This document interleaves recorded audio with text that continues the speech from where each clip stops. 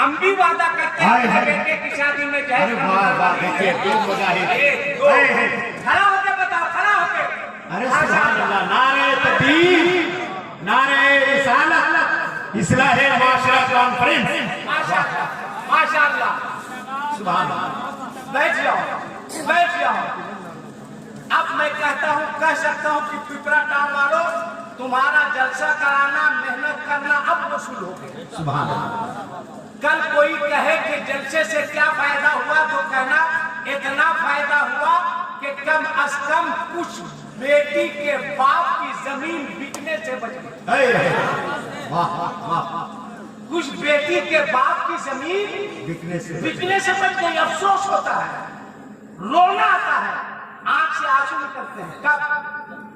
कब रमजान में मैं नमाज पढ़ता हूँ लाइन मस्जिद में, रमजान के अलावा भी मस्जिद के मैक से जुमा में ऐलान होता है कि हजरात, एक साहब आए हुए हैं, उनकी बच्ची की शादी है, बहुत गरीब है, वो मस्जिद के दरवाजे पर खड़े हैं, जिनसे जो हो सके उनकी बेटी की शादी के लिए मदद कर दीजिएगा।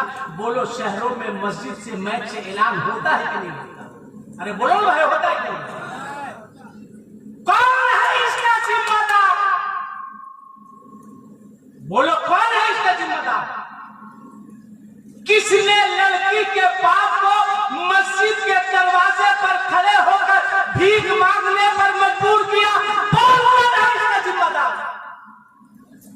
वो भीख मांगकर, फितरा वसूल के, ज़कात वसूल के, मस्जिद के दरवाजे पर खड़े होकर के भीख मांग रहा है, चंदा कर रहा है, और उसी की बेटी की शादी में 200 लोग बारात जा रहे हैं।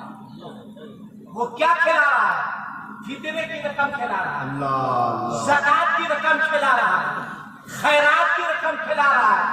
या तो मांगो मत, या फिर तय करो कि हम 200 लोगों को लेकर बारात नहीं जाएंगे, शरीयत के मुताबिक 10 लोगों को लेकर के बारात जाएंगे। बहुत अच्छा, माशाअल्लाह। कब मिजाज बदलिएगा? कब शहर बदलिएगा? अभी शादी के सीजन में या हमारे नौजवान बच्चे बैठे हैं, बेटा एकदम तुम लोगों से, नौजवान लड़कों से हाथ जोड़ेंगे। अगर बोलो तो नीचे आकर तुम्हारा पैर पकड़ना होगा तो हम पैर पकड़ेंगे, हाथ जोड़ेंगे, पैर पकड़ेंगे। खुदा की कसम, जो मैंने देखा है खालिद खान साहब गुजरा रास्ते में एक्सीडेंट को, ज्यादा दूर नहीं, शाखा भरा एक जगह है गिरिडीह जिला में। 6 दिन पहले एक बच्चे की शादी हुई। कई दिन पहले? 6 दिन। मोटरसाइकिल से स्पीड से बाइक में चला जा रहा है, रुक जा थोड़ी देर के लिए चाय। दुआ करो कि 4 जून को चाय की दुकान खुलेगी नहीं। मैं चाय पी कर शुगर पेशेंट हो गया। 2000 में सिलेंडर खरीदेंगे तो शुगर नहीं होगा तो क्या होगा? अच्छा, अब इस शुगर का बाप हो जाएगा अगर 4000 हुआ तब।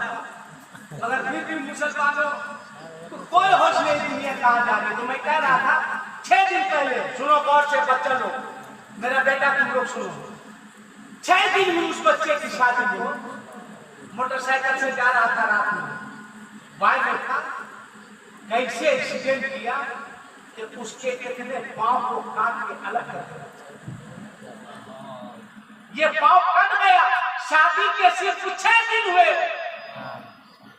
क्या कैफियत होगी उस नवैली दुल्हन पर, जिसने अभी जिंदगी के दिन नहीं देखे, उसके शौहर का पांव। क्या कैफियत होगी उसकी माँ की, जिसने 9 महीना पेट में रख के पाला, ये दिन देखने के लिए। तुम मोटरसाइकिल चलाते हो, मैं देखा हूँ। बोलो उसको मोबाइल रखते रहे, मोबाइल रखो, हम मोबाइल दिखा देंगे तो तुम शर्मा जाओगे। रखो यार, काम की बात। या बोलो बैठ जाए, अरे बैठ जाए कि तकलीफ करे, बैठ जाए तो बात सुनो यार, काम की बात। जलसे को सिर्फ हंसी मजाक का जरिया मत बनाओ। इतना बड़ा मजमा है, इतने सारे लोग हैं, यहाँ से कोई इससे मिलना चाहिए। आज हमारा बच्चा क्या है, हाथ में काला पहने हुआ, कान छिदाए हुआ है, और 17 किस्म का बाल रखे हुआ है, अब मोटरसाइकिल से जा रहा है, कान में हेडफोन लगाए हुआ है। क्यों मोटरसाइकिल से जा रहा है? गाना सुनने में मस्त है, 1 लीटर 90-100 पे।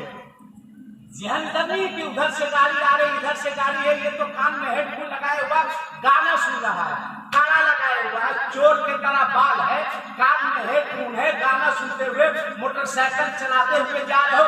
अल्लाह ना करे, अल्लाह ना करे, अल्लाह ना करे, अगर एक्सीडेंट हो गया और उस एक्सीडेंट में तुम्हारी मौत हो गई, अब पूछो मौलाना फिरोज साहब से, अलहाज विकेश राजपूत साहब से, मौलाना अंजद से, रजा साहब से, जो गाना सुनते सुनते मरेगा, क्या हश्र होगा उसका?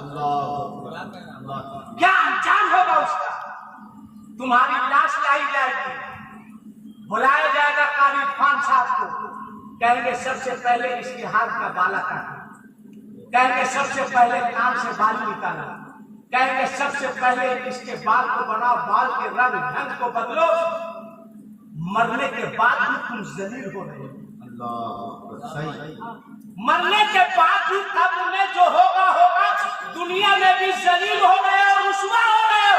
लिहाजा नौजवानों, हाथ जोड़ेंगे, हाथ जोड़ेंगे, मत कान में हेडफोन लगा करके भी मोटरसाइकिल चलाओ, मत चलाओ।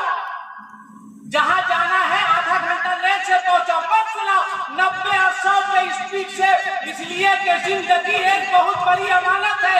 अगर तुम्हें कुछ हो गया तो तुम्हारी माँ जिंदा रहने के बाद भी वो मर जाएगी, तुम्हारा बाप जिंदा रहने के बाद भी बेमौत मर जाएगा।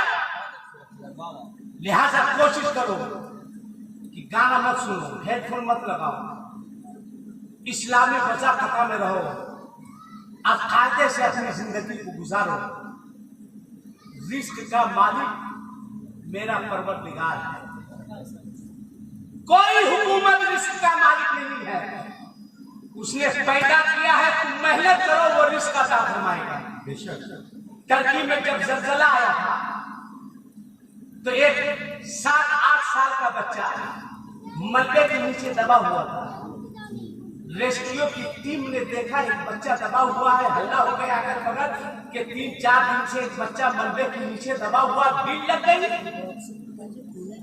कोई सेब लेकर खड़ा है, कोई ड्राई फ्रूट लेके खड़ा है, कोई जूस लेके खड़ा है, कोई पानी लेके खड़ा है, कोई बिस्किट लेके खड़ा है, कोई केक लेके खड़ा है।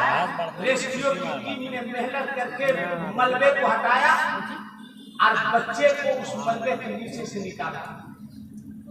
कोई जूस दे रहा है, कोई पानी दे रहा है, कोई फ्रूट दे रहा है, कोई ड्राई फ्रूट दे रहा है, कोई बिस्किट दे रहा है, कोई केक पेश कर रहा है, कोई चॉकलेट दे रहा है। क्या बच्चा खा ले? बच्चे ने कहा इतनी भीड़ और इतने सारे लोग मुझको खाने के लिए पीने के लिए दे रहे, क्यों? एक शख्स ने कहा कि तू मलबे के नीचे था, कई दिन का भूखा होगा, कई दिन का प्यासा होगा। उस बच्चे के आंख में आंसू आ गए। उसने कहा किसने कह दिया कि मैं भूखा भी हूँ और प्यासा हूँ? मलबे के नीचे तू भूखा नहीं खा नहीं, रब्बे काबा की कसम, जब जब खाने का वक्त होगा सफेद दाढ़ी वाले एक बुजुर्ग तशरीफ लाते और मुझे खाना दे करके वापिस चले जाते। मैं भूखा हूँ ना मैं प्यासा। जिंदाबाद जिंदाबाद, नारे तकबीर, नारे रिसालत, पैगाम इस्लाम, मजहब इस्लाम। बोलो जो अल्लाह अपने बंदे को मलबे के नीचे भूखा नहीं रहने देता, वो परवरदिगार जमीन के ऊपर अपने बंदों को भूखा रखेगा। और एक वाक्य सुनो, मेरी माँ तुम भी सुनो, मेरी बहनों तुम भी सुनो, मेरी बेटियों तुम भी सुनो। देखिए वो मेरी एक बेटी है, उसके हाथ में भी महंगा मोबाइल है और वो मेरा फोटो ले रही है। अरे बेवकूफ, अब खुदे हम दामाद तलाश कर रहे हैं। जब टाइम था तो उस वक्त कोई मेरा फोटो वायरल भी नहीं किया। सुनो, बड़ा अफसोस लगता है। सुनो मेरी माँ, मेरी बहनों, मेरी बेटियों, बेहयाई के जेवर को अपने गले की जीनत बनाकर बाजार घूमने वाली, सुनो तुमको कैसा रहना चाहिए। उसी तरतीब में एक 12 साल की बच्ची, मैंने पढ़ा था, 12 साल की बच्ची मलबे के नीचे दबी हुई थी। रेस्क्यू की टीम ने देखा एक बच्ची दबी हुई है, मलबा को हटाया गया, हाथ दिया गया, कहा बाहर आ जाओ। बच्ची रोने लगी कि मुझे मरना तो गवारा है मगर बाहर आना गवारा नहीं। कहा क्यों? कहा इसलिए कि मेरे चेहरे पर हिजाब नहीं है। अल्लाह अकबर। कहीं मेरे चेहरे पर पर्दा नहीं है, मैं मर सकती हूँ मगर बगैर पर्दा के ना महरम के सामने कभी। कैसी थी वो बच्ची, कैसी तरबियत की थी उसकी माँ ने, कैसी तरबियत की थी उसके बाप ने। आज गर्मी से परेशान है, आओ एक माँ को दिखाते हैं। बन जाओ वैसी माँ, बन जाओ वैसी बेटी। दिल्ली में बारिश नहीं हो रही थी, गर्मी शबाब पर थी, लोग दौड़ कर आए महबूब इलाही हजरत निजामुद्दीन औलिया की बारगाह में।